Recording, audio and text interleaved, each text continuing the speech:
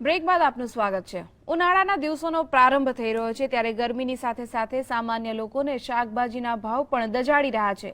અરવલ્લી જિલ્લામાં થોડા દિવસો અગાઉ ₹20માં વેચાતા મરચાના ભાવ 100 સુધી પહોંચી ગૃહિણીની આંખો બળવા લાગી છે।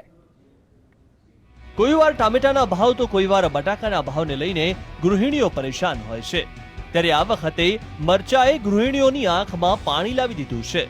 થોડા સમય પહેલા ₹20 ભાવે વેચાતા લીલા મરચાના ભાવ છૂટક 100 થી 120 રૂપિયા થઈ ગયા છે, જેથી મરચા દ્વારા બનતું શાક હવે વધુ તીખું લાગી રહ્યું છે। મરચાના ભાવમાં આટલો મોટો વધારો થતા મહિલાઓનું બજેટ ખોરવાઈ ગયું છે। શાકભાજીના ભાવ બહુ જ વધી ગયા છે। પહેલા તો અમે શાકભાજી લાવતા હતા તો સસ્તું હતું, હવે તો ડબલ ભાવ થઈ ગયો છે। ₹100 કિલો મરચા થઈ ગયા છે અને શાકભાજી તો હવે અમે આમ માર્કેટ જઈએ તો એક સાથે 3-4 શાકભાજી લાવતા હતા, હવે તો માર્કેટ જઈએ તો બી 1-2 સબ્જી લઈને જ પાછા આવી જઈએ છીએ। આટલી કાળઝાળ મોંઘવારીમાં ગૃહિણીઓનું બજેટ ખોરવાઈ ગયું છે।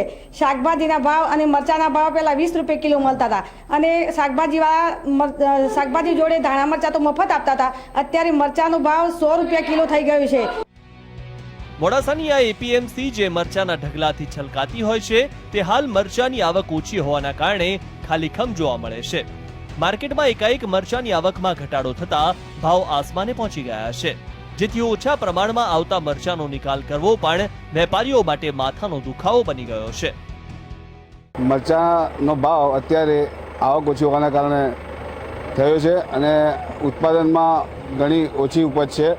ખેડૂતોનો માલ જે પકવેલો તે માલ અત્યારે ઉપજ્યો નથી।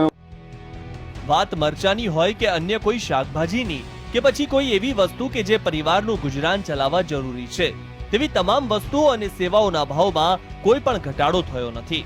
જો કે પેટ્રોલ ડીઝલમાં મસમોટો ઘટાડો થયો હોવા છતાં આ તમામ વસ્તુઓના ભાવમાં કોઈ જ ઘટાડો ન થતા લોકોની આશા પર પાણી ફરી વળ્યું છે।